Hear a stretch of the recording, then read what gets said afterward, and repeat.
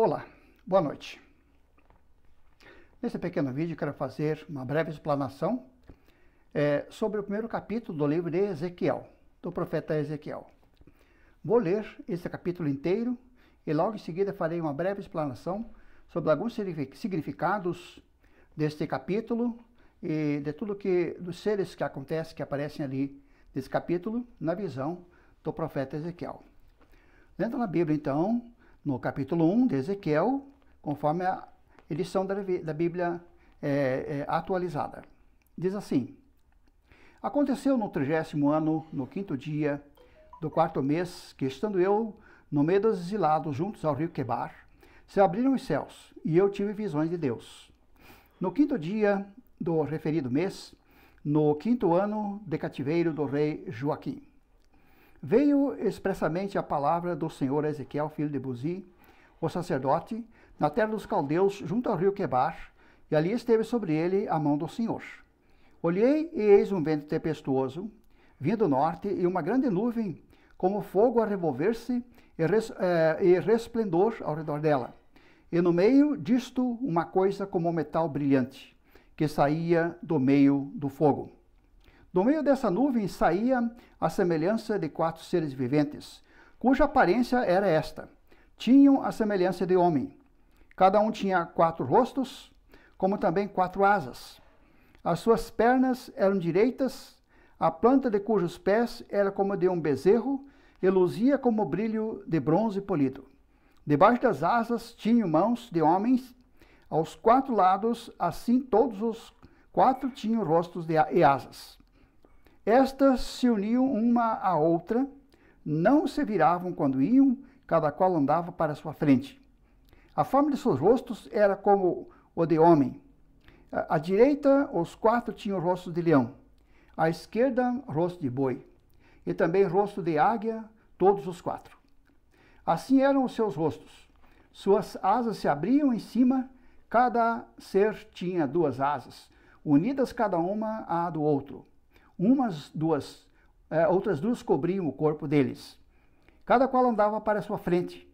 Para onde o espírito havia de ir, iam, não se viravam quando iam. O aspecto dos seres viventes era como carvão em brasa, à semelhança de tochas. O fogo corria resplendente por entre os seres, e deles saíam relâmpagos. Os seres viventes zigue-zagueavam à semelhança de relâmpagos. Vi os seres viventes, e eis que havia uma roda na terra ao lado de cada um deles. O aspecto das rodas e a sua estrutura eram brilhantes como o berilo. Tinham as 4 a mesma aparência, cujo aspecto e estrutura eram como se estivera uma roda dentro da outra. Andando elas, podiam ir em 4 direções, e não se viravam quando iam. As suas cambotas eram altas e metiam medo, e nas 4 rodas as mesmas eram cheias de olhos ao redor. Andando os seres viventes, andavam as rodas ao lado deles. Elevando-se eles, também elas se elevavam. Para onde o espírito queria ir, iam, pois o espírito os impelia, e as rodas se elevavam juntamente com eles, porque nelas havia o espírito dos seres viventes. Andando eles, andavam elas, e parando eles, paravam elas, e elevando-se eles da terra, elevavam-se também as rodas juntamente com eles, porque o espírito dos seres viventes estava nas rodas. Sobre a cabeça dos seres viventes havia algo semelhante ao firmamento, como cristal brilhante, que metia medo, estendido por sobre a sua cabeça. Por debaixo do firmamento estavam estendidas as suas asas, e de um em direção a do outro, cada um tinha outras 2 asas com que cobria o corpo de um e de outro lado. Andando eles, ouviam o tatalar das suas asas como o rugido de muitas águas, como a voz do Onipotente. Ouviam o estrondo tumultuoso como o tropel de um exército. Parando eles, abaixavam as asas. Veio uma voz de cima do firmamento que estava sobre a sua cabeça. Parando eles, abaixavam as asas. Por cima do firmamento que estava sobre a sua cabeça, havia algo semelhante a um trono, como uma safira. Sobre esta espécie de trono estava sentada uma figura semelhante a um homem. Vi-a como metal brilhante, como fogo, ao redor dela, desde os seus lombos e daí para cima, e desde os seus lombos e daí para baixo. Vi-a como fogo e um resplendor ao redor dela, como o aspecto do arco que aparece na nuvem em dia de chuva. Assim era o resplendor em redor. Esta era a aparência da glória do Senhor. Vendo isto, caí com o rosto em terra, e ouvi a voz de quem me falava. Muito bem. Dando sequência, então, agora a nossa breve explanação sobre essa passagem bíblica. Em primeiro lugar, lembrando que querubins são seres especiais criados por Deus. Querubins significa anjos, seres que compõem duas asas, quatro asas, cada um deles. Aqui nós temos, então, essa visão que Deus deu para o profeta Ezequiel, quando ele estava exilado junto com o povo de Israel, em cativeiro, e ele se achava, nessa ocasião, junto a um rio chamado o rio Quebar. Ali ele teve essa visão. Essa visão tem grande significado, em primeiro lugar, para a nação de Israel, na ocasião que estava cativa, e ao povo que havia ficado em Jerusalém. Os poucos que ficaram em Jerusalém e ao povo cativo que estava na Babilônia, em todas as regiões do governo babilônico. Essa visão é uma visão que traz vários aspectos figurativos, simbólicos, representativos, com significados importantes. Vamos mencionar alguns deles. O fogo, que ali aparece como fogo, como diz o profeta, representa a presença e glória de Deus na sua santidade. Percebemos nas Escrituras muitas das vezes que Deus se manifestava ao povo de Israel ou a alguém, ele se manifestava de uma forma como se fosse através do fogo. Quando Israel peregrinava pelo deserto, indo do Egito para Canaã, pelo deserto, nós lemos ali, no texto de Êxodo em especial, onde diz que Deus os guiava de dia numa nuvem e à noite numa coluna de fogo. Quando Deus fala com Moisés na sarça, ele fala através de um fogo. E assim sabemos que Deus é fogo consumidor, nos diz a palavra. Então o fogo que o profeta vê ali é a figura, é o símbolo, é a representação da presença e da santidade de Deus. Esses querubins são seres santos que Deus havia criou e que assistem junto à presença de Deus continuamente para servi-lo, para fazer aquilo que Deus determina que o façam. São especiais mensageiros de Deus. Os aspectos dos querubins são simbólicos e significativos, não apenas dos querubins, mas de toda a visão. Cada aspecto tem o seu significado. Mas, em primeiro lugar, a visão quer falar da onipresença de Deus. Ele está em todo lugar e, ao mesmo tempo, seus olhos percorrem por toda a face da terra e por todo o universo. Nada escapa, nada foge ao seu ver, ao seu olhar. Assim são aqueles olhos todos que estavam ali, naqueles querubins, naquelas aparências que o profeta viu em sua visão. Os aspectos dos querubins simbolizam, começando então por parte, o número 4 que aparece várias vezes, 4 querubins, 4 rodas, 4 asas cada querubim, e sempre aparecendo o número 4. Então esse número de 4 querubins, 4 asas, 4 rostos, representam a natureza perfeita de Deus, sendo então um número perfeito. O leão que aparece, ou seja, a aparência de leão, simboliza a força infinita de Deus sobre todas as coisas da sua criação, do seu universo, sobre tudo. Deus é realmente aquele que tem todo o poder, que tem toda a força, e é representado aqui na visão do profeta pela figura do leão. A figura do bezerro representa a ação diligente e contínua de Deus sobre todo o universo e sobre o homem, sobre o mundo, sobre tudo que Deus criou. O rosto que aparece nos querubins, como um rosto de homem, representa o aspecto de inteligência divina, que está então, sobre todas as coisas, assim representado por aqueles rostos de homens, como aparece nos querubins. A figura de águia, ou aparência de água, representa a divindade da sua natureza. Deus divino, Deus santo, Deus que está sobre todas as coisas e é santo, que está separado, distante por causa da sua santidade, distante de toda a sua criação. Ele é um Deus acima de tudo.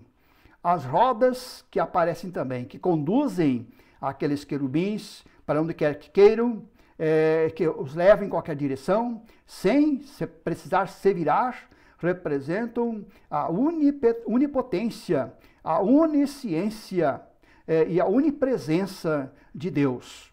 Deus está em todo lugar, todas as coisas, tanto no universo como na terra, em toda parte da criação de Deus, todas elas estão presentes perante Deus e nada se esconde a sua face, nada se esconde a sua presença, nada se esconde a sua onisciência. A semelhança de homem que aparece no trono, como ele diz ao profeta, atrás do firmamento, para cima e para baixo, havia uma como semelhança de homem, como se fosse a aparência de homem. Isto então representa o próprio Deus em sua santidade, em seu trono de majestade e glória, em seu domínio e governo permanentemente sobre tudo. Então a presença, a majestade e a santidade de Deus. Ao ter esta visão, o profeta caiu por terra, revelando assim o contraste entre a santidade e poderio e majestade de Deus e a limitação e a pecaminosidade do homem. Há uma distância infinita entre a santidade de Deus e a pecaminosidade e limitação da natureza humana. Assim o profeta, quando tem essa visão, imediatamente diz a palavra, ele caiu com seu rosto em terra. O arco-íris que aparece, a semelhança de arco-íris que aparece, representa a infinita fidelidade de Deus para com aqueles, para com seu povo e para com todos aqueles que permanecem firmes e fiéis a Ele. Quando Deus colocou o arco-íris nos céus para a ocasião de chuva, na ocasião do dilúvio de Noé, nos diz a palavra que isto era uma aliança que Deus estava fazendo, que não mais destruiria o mundo por meio de água. E Deus então disse ao homem que toda vez que visse aquele sinal no céu, deveria lembrar então dessa aliança que Deus havia feito e dessa promessa de fidelidade de Deus, de que jamais destruiria novamente o mundo por meio de águas. Então o arco-íris que aparece ali, como também uma figura na visão do profeta, representa então a infinita fidelidade de Deus para com o seu povo e para preservar todos aqueles que permanecem firmes e fiéis a Ele. A visão do profeta significa também que um dia cada pessoa terá que estar diante da presença majestosa de Deus para a Ele prestar contas da sua vida. Nos diz a palavra de Deus em relação a Jesus, diz que diante dele se dobrará todo joelho e toda língua o confessará. E significa que cada um terá que apresentar-se diante do Senhor Deus um dia, quer queira, quer não. Um dia para prestar conta da sua vida, de como viveu, de como obedeceu ou não obedeceu, de como administrou tudo aquilo que tem ouvido e aprendido da parte de Deus.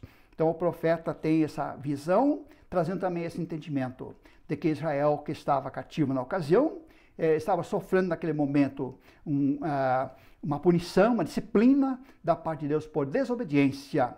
E tanto os que estavam em cativeiro como os que estavam em Jerusalém, cada um individualmente terão que prestar contas, como também eu e você, nós, cada um, teremos que prestar conta ao nosso Deus.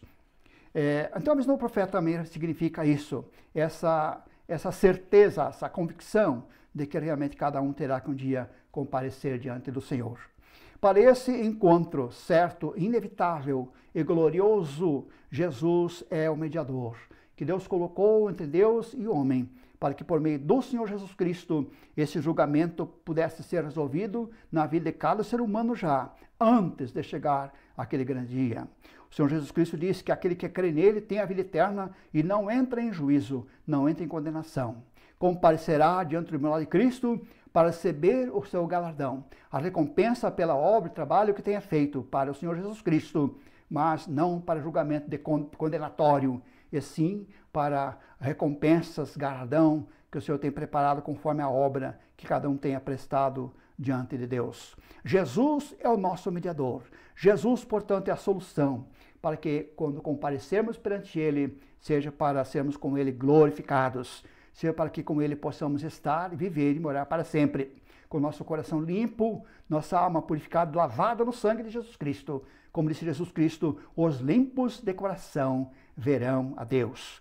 Mas essa limpeza hoje é nós que precisamos tomar a decisão de permitir Jesus Cristo, o nosso mediador, aquele que já sofreu o castigo e a punição pelos nossos pecados na cruz do Calvário, para que nele possamos ser limpos e purificados e assim então possamos ver a Deus. Não somente ver a Deus, mas estar com Ele para sempre, na glória que Ele nos tem preparado. Essa é uma breve explanação que temos feito aqui então, com respeito ao primeiro capítulo do livro de Ezequiel. Há outros capítulos onde nós vamos ver novamente visões semelhantes a essa, como João também a percebe no livro do Apocalipse. Então temos significados importantes que vale a pena nós meditarmos e refletirmos sobre isso. Mas sobretudo o mais importante de nós entendermos aqui hoje e agora é que um dia teremos que comparecer perante Deus e cada um terá que prestar conta da sua vida. Mas é importante que hoje temos o nosso grande mediador que Deus colocou para que através do seu sacrifício na cruz do Calvário, cada um possa ser livre do juízo final e possamos contemplar a glória de Deus e estar nela junto com o Senhor. Que Deus nos abençoe na compreensão de sua palavra.